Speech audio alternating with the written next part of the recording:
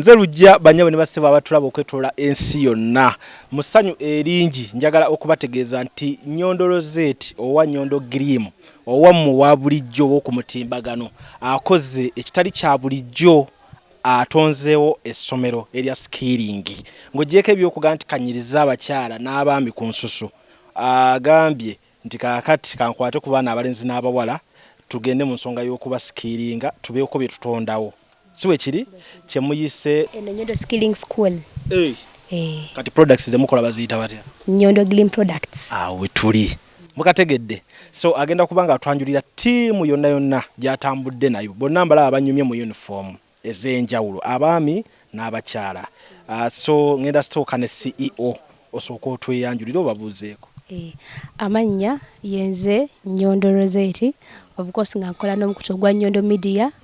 Era nga nkola na Nyondo Glim, Nyondo Estate Experts, Nyondo Charity, ewamu ne Nyondo omanyi kampani nyenje.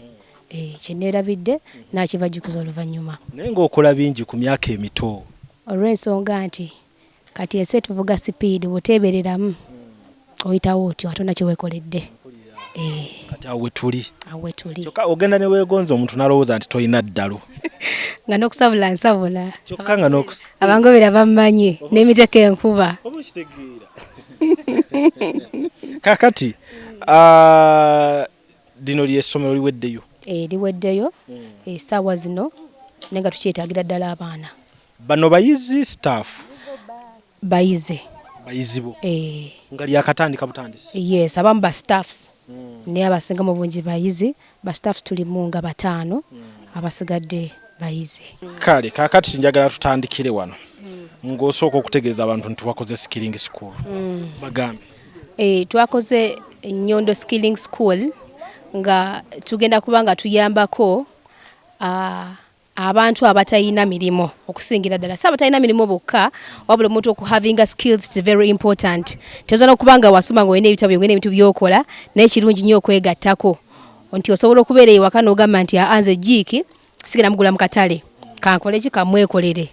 Shawa jero ze kamwekolere liquid soap kankole ki kamwekolere gwayina omulimo ogukusasula obulungi already osogamba kambikole ki kambyekolere eri yabo nga gotoyina mulimo nengo osobola okujja noyiga ebintu bineeno gwe kukyalo wo wangalira akatali nokakola ki nokefuga jangu okola ekintu ekirungi ffe tukola ekintu ekirungi tibuli kila nti gwe tuwaako akoma olw'ensonga n'ekintu tukola mu ki mutindo jangu oyiga okukola ekintu nga mutindo ogende okwate akatale ku kifo wo wangalira obeere nga tosobola okufuna kaki kasente. So tukyetagira ddala abayizi era nga tetwagala mbu baana bato bokka tuvira ddala ku mwana omutonga obanga obwongo busobola okukwata obulungi nnyo nga n'emikono gye gisobola okukola ki okola then n'omuntu oyo omukulu ng'akyasobola obwongo bukyasobola okukwata bwe busomye n'okubanga akyalina amaanyi agasobola okukola ki okutabula chemicals ezo kubanga zeetaagamu ki amaanyi. So tetuyina age limit wabula kisinzira ku maanyi go ne entegeera webanga ekyaliwo. Awo tutambulira kubanga tukola ebintu ebyenjawulo nga obirabaawo. Tuyigiriza abantu okukola liquid soap, shampoo, shower gel, jik, bar soap, petroleum jelly, dishwash, hair conditioner, mulatto soap. Ne tubayigiriza n'okukola products eza skin. Oli mwami, oli mukyala, mwana muto, oli muvubuka, oli mukadde, ne tukuyambako kubanga osalasala ku myaka n'oddako obujja kanti aging ako kakulu nnyo ne ka anti wrinkle n'otamera mangu bikanyanya. So ensonga tugikwasaganyiza n'amaanyi nti buli client ajja n'atwa product yaffe ffe tumakinga sure lujja titukola ekintu nga kiri on point. Naye tubanga tufunyeko akasente kano bale tufunyeeko tusuubira nti gye bujja tujja kukola ki tujja kufuna ko nga tuwadde ekisinga nti oyo gwowadde tumukwata bukwasi namenye kusa ku project batumuwadde n'akomawo n'enke nalagirira n'abalala akatayo tugeze nga tukola ki tukatambuza. Babuulire essomero we lisangibwa. Essomero lino lisangibwa Kisozi Buddo era bw'obanga ova Masaka ng'ova ku Masaka side ze Masaka tuli ku Masaka road ne obanga ova ku side ye Masaka bw'otuuka Ensanje oddako Kitemu kitemu stage waliwo ekikubo ekivaako ekidda ekisozi so bali kizimba kubo ddene nnyo awo woyita n'obuuza Kacungwa stage era nga tusuubira okuteekawo post yaffe ng'ennene tujja kuteekawo ki signpost tujja teekawo signpost nga nnene esobola okuba nga eragirira abantu ne baba nga bakkirira wano mpola mpola.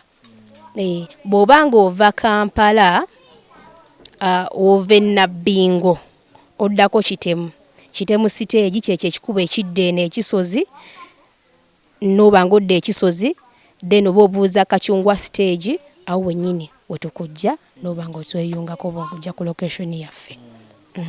Kale kansooke nzijewo ono nzire gy'oli ogamba otya nnyabo? Gyendi taata ogamba otya ggwe? Bitambula. Kiki bitambula? Oli musomesa oli muyizi? Ndi musomesa. Sisobola kubeera muyizi ku Nyondo Skilling School.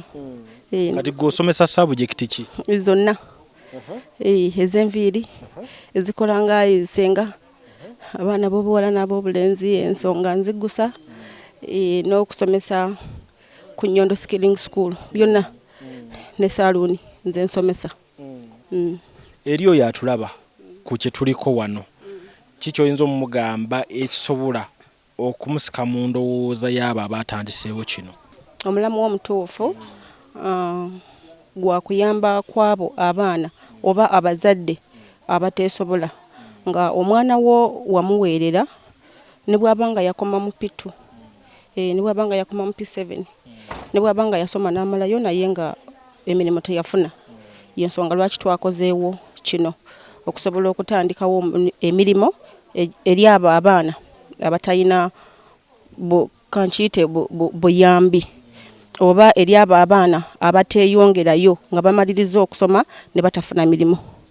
So omwana yenna aba asobola okujja n'ayiga omulimu ogw'omutwe omanyi tegusingika. W'oba olaze wonna ng'olina omulimu gw'omutwe osobola ogukolerayo. Tekyetaagisa nti w'ogukoledde w'osomedde nti w'oba olina ogukolera osobola okutandika wonna oba ogenze Masaka oba ogenze Mbalala so bw'ojja n'osoma genda ku kyalo ewammwe mu kyalo ddala tandikayo omulimu ogwo kuba teri atanaaba ngalo teri atayoza ngoye teri atanaaba mubiri teri atanaaba mu nviiri kati y'ensonga lwaki twagala abaana abo bonna bali ewala oli wala ebisulo tubiina so jangu mujje musome abazadde mutuwa abaana tujja kulabirira abaana bamwe bulungi abaana bajje basome betandikirewo emirimu egyabwe kuba kapito wa shampo mwana kutandika okukola shampo tekyetaagisa kakadde n'ow'emitwalo 5 otandika nolema kubeera waka oba nolema kubeera abaana abatayaya babayita batya nolema mwana we n'alema kubeera kireereese kutayaya ku kyalo mitwalo 5 osobola okutandikawo kapito shampo shower gel liquid soap omwana osobola okutandika nagenda nga atambuza shampo we mpola liquid soap mpola nagenda nga avaayo ng'otandise n'emitwalo emeka 5 osigadde oli tikyani Teacher Anita Nyondo anti amanya nina mangi nga maleyo nze Teacher Anita Nyondo then eria family name Sempija kati nina eyansiima oyo gwesti yakwatula mukama yamumpeesa omutima gutya Rosias Matovu kati n'eri amatovu ndigattako lyange kati nawe kati nga Nyondo ayanjula ttiimu yeeno omuyizi omwanjule ng'omuyizi staff ojanjule nga staff wetuba tutandikira nga tunagenda mu bozi mpanvu okikoze otya essomero lyakamalawo bbanga ki ekirooto okutwalizamu kiri kitya byonna tugenda kuba nga tubitunula n'oyo ayagala okwegattako amanye engeri gy'agenda okukolamu oba okuyitamu okwegattako tutandise n'okweyanjula okwa staff oba abayizi kaakati kantandikire waneeno ono staff kubanga ono tuyambako okudelivaringa products eziri ready singa tuba tufunyeyo client era ng'akozesa boda boda ayanguyako nti ebiseera ebimu wabanga watu waliwo ejjamu ngemu tukagenda kulwawo ye ng'akwata bike ng'akola ki ng'agitwala nono naye atuyambako okudelivaringa era naye waki wa pikipiki tuyina abaana basatu aba pikipiki abatuyambako okukola ki okudelivery. Katukolewe tuti Nyondo tukolewe tuti wadde oli ku lunaku lwa mwende suuti ya bbeeyi naye nsaba ku ludda luli olwaffe lwoberera mu kamera nkuwa akazindaalo kano gwotwanjulira waddembe n'otubuuzaako n'abaayo akagambo kamu kaayogera ekyo kiveeko otugambo ono ng'atubuuzaako. Okay, kakati ono kiba kirungi neyeyanjula. Banyabo batulaba bonna ne basebo erinnya Kakoza Jovan nkola ne Nyondo okusingira ddala ku byentambula. Tutambuza ebizigo byaffe na buli kimu kye tutuusaako engalo. Onawo okyetaaze tweyama okubaweereza mu bulungi ennyo. Amannya agange yenze Kibuuka Juma nga nze ndi delivery guy kutuusaako ekizigo kyonna w'okyagala oba luddawa kituusa bulungi nnyo. Amannya agange nze Kisaakye Ellen nyumiddwa kale mbasanzala ne mmala ne nkomawo naye ne nnyumirwa ekintu kino kye muleese mu kitundu. Tiimu efunye amanda amannya. N'agamba nange njagala njige tutandike. Ekirungi kya byonna nti ffe tetwagala nnyo okutundira nnyo ssente kubanga nze nankuba akaama nangamba munzikirize mbeeyungeko naye nakasaka nnonyo bwe kati njala kulabirira abaana bange ne ngamba owaaye jangu ajoyinize leero. Owangalya ku kyalo kino Kino lwennyini kati sooka otubuye ku nkulaakulana eno Nyondo gy'aleese gwe ng'omutuuze. nungi nnyo ojja kutukolera bulungi nnyo kuba nange embeera gye ndi musiiya nejja tukolera ku ski kitegedde. Erinnya Nanyunja Sarah nze nkolagana na bya kiyungu kulya nze ndi mama kiyungu tewali kufa njala wano dayati ennungi tulya bulungi kwegamba ebyendya birungi ate tulira mu budde. Namata Josephine nga ndi mukulu wa Nyondo Rosette naye nange negase ku bayizi. Agambye kajayige baba. Yagambye kanzije nkole ki? Amannya nze Brian mwena mumanya abali eyo nsuubira bamanyi nemba ni mu masikera bajja kuntegeera balamusiza mwenna abali eyo.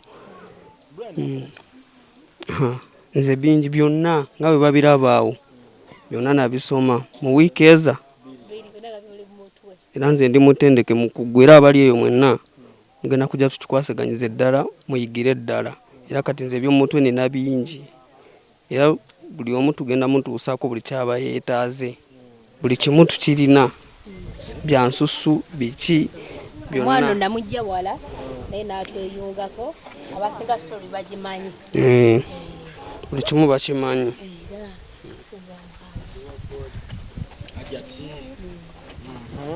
Assalamu alaikum warahmatullah. Amanya Rashida nange ndi muyizi wano. Amanya Muwanguzi Henry nga ndi delivery man. Oba yeetaaza ekizigo mu budde bw'enkuba musana kiro tubikutuusaako wonna okuva wa Nyondo owaffe gwe tumanyi. Amanya n'eddoboozi bampita Lubega Rodin nga ku nsonga ya gate wano eri ayitawo nga wendi nga toli wa munda nkusuza bweru nensi nezikuluma So goli kubya security. Awo si wabi. So abaana tebatya abazazi tebatya kutuwa abaana baabwe nti bagala kubeera nga bakola ki nga bataya butaya. Amanya gange nze Senta Shafik Fik Subaru Uganda nkolera wano nga batabulira akaziga akalungi abagala ka lotioni ka sabuni ka oilo benawe ebiri. Amanya Bashiri nga ndi muyizi mupya nakajja nakabega tako nakamala weeks 3 ngera njizo kola black shampoo nenjigo kola ne sabuni ayoze engoye. Amanya mpitibwa Owen nga essomero lino naligatwako mu weeks zibadde 2 naye nga kubyenjize okukwasaganya binjize skills zenjize nzizo okutabula sabuni okola shower gel onshegera era nga tinkubiza omuvubuka yenna nga ali eyo ojo yegate kuki kusomero lyaffe lino tutambuze omulimu yatusasanye n'abantu abalala bonna basobole okumanya nti nnyondo gyali ne product yaffe nti nnungi nnyo. Abala bandi banga baweddeyo laba nno oli eri mu kiyungu oli yakoze mu kiyungu tutandikire ku linnya lyo liri eryo ye yakusiima Roger noli Roger nono Roger kati nga tutera kulyeyongerako erya Roger ntero lyeyongerako Nyondo Rosette Roger awe tuli omukolo gusitudde ebikonge byonna omwami wo naye mulabyewo Nazala wo mulabyewo ebitatera n'okubeera simanyi gwe kikola otya okusookera ddala banzikiririzaamu nnyo era oluvannyuma lw'okutandika ekintu kino nabagambamuko titugenda kuggulawo baali basanyufu ne bagamba muwala wange tulina okukola ki tulina omukulu kamwe nnyini yali siwa kujja wano nenagamba ene bukanzije nkole ki mbeerewo however si muntu wa kamera ng'otandikidde mu maanyi Nnyondo kwe kutandika kwe kubeera n'emmotoka y'essomero kwe kutandika kwe kubeera ne sitaafu ennene abantu batandika na baganda baabwe batandika n'abantu ba mu nnyumba bantu ba muswaba ate gwenda ba ttiimu nnene nnyo ndi muntu ayekiririzaamu ate kaŋŋambe nti nnyina omukisa oba nnyina feva Katonda gye yakola ki gye yanteekako etagenda kuvaayo singa mba nkubuulira ekintu kino nakitandise ntya lojja tekibadde kiki kyangu kubanga we natula ne ngamba njagala handika ekintu kino eno sayina kapita yali amala naye kyenyinza okugamba mu byonna abadde Katonda sijja kulimba